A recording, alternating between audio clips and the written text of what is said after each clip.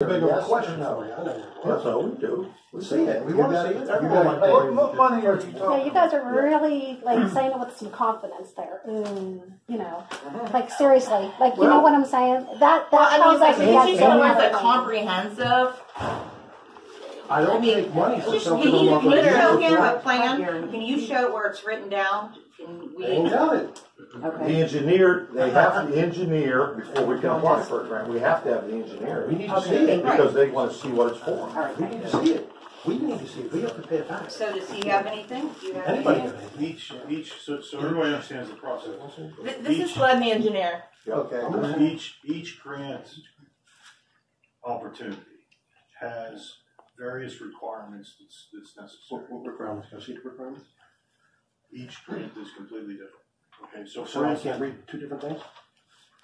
I don't want to be argumentative. I'm asking questions.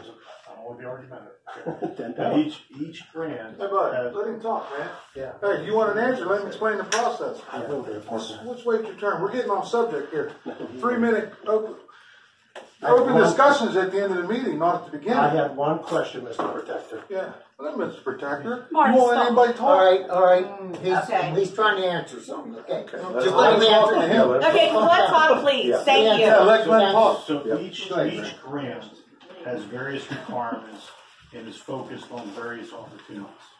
Okay, so some grants are Cdbg grants, and they are more open as far as what you can apply for.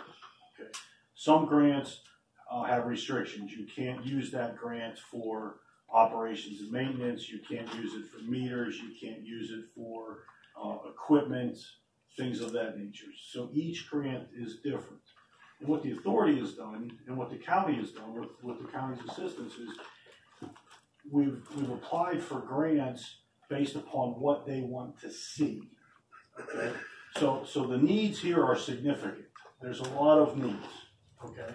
In line work, in equipment, in maintenance vehicles, in piping, things of that nature, pump station upgrades, DEP requirements. The needs are significant. But what I think very smartly the authority has done is the authority said, here's a grant over here that wants to see this, okay? And for instance, these federal earmarks, you know, in numerous conversations with the representatives and their staff, they said, we think something in this realm is what this funding wants to fund, okay? So we're going to tailor our project to that funding because, you know, we have, 15, 16, 17 items that's needed. They want to fund this. That's what we're going to give them if we can get that money, okay? So each one of those 3 congressional earmarks was funded, was specifically written for line extensions. The Cdbg was written for tank cleaning and system modeling because those are the things that they're willing to fund, okay? So we can spend a whole lot of money if let's say our first priority is meter replacements, okay? I can submit a Cdbg grant for meter replacements, but they don't want to fund meter replacements, okay? We need them. It doesn't matter to them that we need them. They have a specific focus that they want to focus upon. If we have that need, we're going to try to meet that to maximize the funding that we're able to get, okay? So as far as a comprehensive plan, a comprehensive plan is actually the technical term. There, as far as a list of identified items that we need, yes, we have a list of identified items that we need, okay? And depending on what grant opportunities are available, what the funding will let us spend money on, we tailor our needs to that grant application to maximize the opportunities available to us. And of course, Crystal knows that down pat. Crystal and I talk on a regular basis, and I'm going to talk more lately here. Today, Crystal mentioned that she has an opportunity for us. I'm going to mention it to her. So there's a potential for $170,000 of a project. So we're going to focus on on that as far as getting an application. If we're successful, wonderful. You know, there's no guarantee we're successful. Most grants are 10% if you're thrilled, but it would certainly be a waste of money to submit a grant application for our biggest need that application does not want to fund. Okay, so in the bigger picture, there's grants for DCNR has grants out for recreation right now. If we submit a water project to DCNR for grant, we're not going to. That's not what they're focusing on.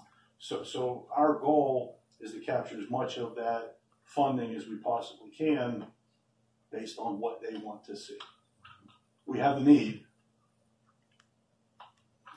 So I take it you guys have obviously some sort of plan as what is top priority, what's bottom priority, and say they give you money to fund tank clean out. You know which tanks absolutely need it first, and that's where you disperse it along the line. Is that how that goes? So let's talk tanks. Okay. I hear they are bad. Yeah. These tanks are bad. Well, let's be specific. Well, because bad is not the way to go. Absolutely anything that the grant is Yeah, for. so right now we have a grant that has been issued for tank cleaning. Mm-hmm. Okay, so right now those specifications are ready to go. Okay, as soon as we get environmental clearance, because that particular grant requires environmental clearance. Mm-hmm. Once the environmental clearance is done, we're ready to bid that tank cleaning project. Okay, so that was identified as one of the higher priority type items that's needed. So it's an inspection of the tank structurally to determine if the tanks are in good shape, and to clean any sediment out that's inside the tanks. And my understanding is that those have not been cleaned for a considerable period of time. So we're hoping that makes a very positive impact to the system. And how that tank cleaning is done is you actually take a scuba diver, okay, and you put them in the tank. Poor guy. Well, They get paid very, very well. okay, but you put it in the tank, and there's significant considerations for that, because that's a potable water tank that's still in service. The tank will stay in service while this happens. So that fellow is doused with chlorine from head to toe, even though he's in a suit. Okay, so yeah, it's not a glamorous type job, and there's only a few companies in the country that do that kind of thing. So we're going to look at all 13 of the tanks, okay, because I don't know which ones are in good shape, which ones are in bad shape, which ones have sediment in them, which ones don't.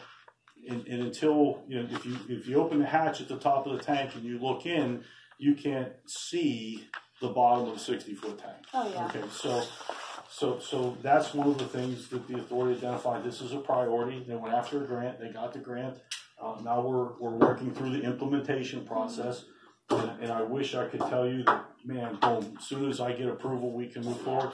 But if we don't follow step 1, 2, 3, A, B, C, we're going to get to the end, and I'm going to have a contractor that wants paid, and we can't pay him. So we've got to make sure we check all those boxes along the way. It's a process. It's challenging, and we're making progress on significant progress, in my opinion. But do I have the guys in the tank right now? I don't, but we're on the process of making that occur. Okay? Why did they take Bobtown's tank down? I mean, it's been years ago, but why would they do that? I don't even. Well, I know there is a Bobtown tank in your system. I figured. That tank was in bad shape. Okay. So there is currently a tank in Bobtown. I don't know if that's the same one you're referring. I don't think it's the same one you're referring No, to. there's nothing up there. She's talking about the one at the old gun club. Yeah. Yeah, but they will. Okay. So once a tank gets to a certain useful life, the older tanks are made out of steel. They rust and corrode. They're a problem. The newer tanks now you see often are a blue A.O. Smith tank. That's a steel tank that's coated with glass, okay, and bolted together. Those hold up better. They don't require painting. So technology's improved slowly. I'm sorry, I can't speak to the tank specifically. I was just kind of, you were talking about tanks. I was like, we don't even have them. Are all of the tanks outdated?